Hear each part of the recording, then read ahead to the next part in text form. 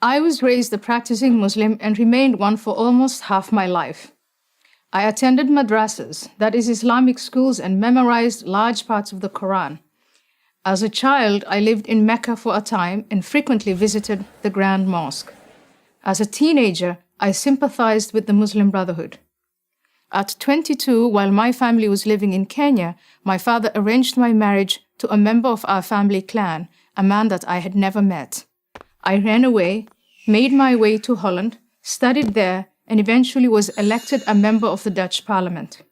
Now I live in the United States. In short, I have seen Islam from the inside and the outside. I believe that a reform of Islam is necessary and possible, and only Muslims can make that reform a reality. But we in the West cannot remain on the sidelines as though the outcome of this struggle has nothing to do with us. If the jihadists win and the hope for a reformed Islam dies, the rest of the world will pay a terrible price. The terror attacks in New York, London, Madrid, Paris, and many other places are only a preview for what's to come. For this reason, I believe that it's foolish to insist, as Western leaders habitually do, that the violent acts committed in the name of Islam can somehow be divorced from the religion itself. For more than a decade, my message has been simple. Islam is not a religion of peace. When I assert this, I do not mean that Islamic belief makes all Muslims violent. This is manifestly not the case. There are many millions of peaceful Muslims in the world. What I do say is that the call to violence and the justification for it are explicitly stated in the sacred texts of Islam. Moreover, this theologically sanctioned violence is there to be activated by any number of offenses, including, but not limited to, adultery, blasphemy, homosexuality, and apostasy, that is, to leave Islam. Those who tolerate this intolerance do so at their peril.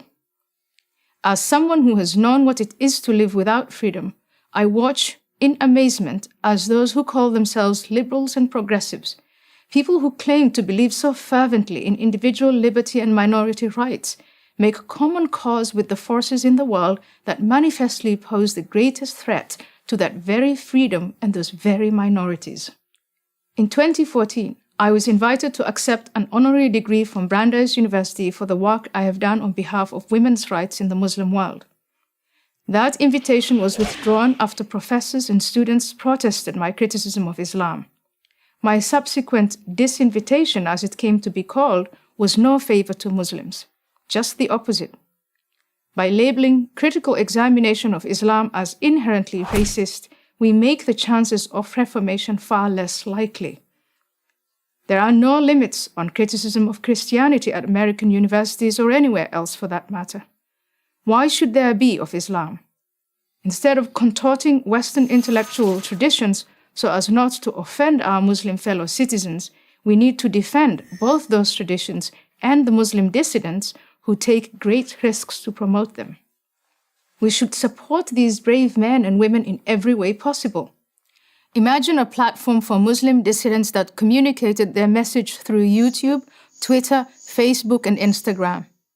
These are the Muslims we should be supporting for our sake as much as for the sake of Islam. In the Cold War, the West celebrated dissidents such as Alexander Solzhenitsyn, Andrei Sakharov, and Václav Havel, who had the courage to challenge the Soviet system from within. Today, there are many dissidents who challenge Islam, but the West either ignores them or dismisses them as not representative. This is a grave mistake. Reformers such as Tawfiq Hamid, Asra Nomani, and Zuhid Jasser, and many others must be supported and protected. They should be as well known as Solzhenitsyn, Sakharov, and Havel were in the 1980s. If we do in fact support political, social, and religious freedom, then we cannot in good conscience give Islam a free pass on the grounds of multicultural sensitivity. We need to say to Muslims living in the West, if you want to live in our societies, to share in the material benefits, then you need to accept that our freedoms are not optional.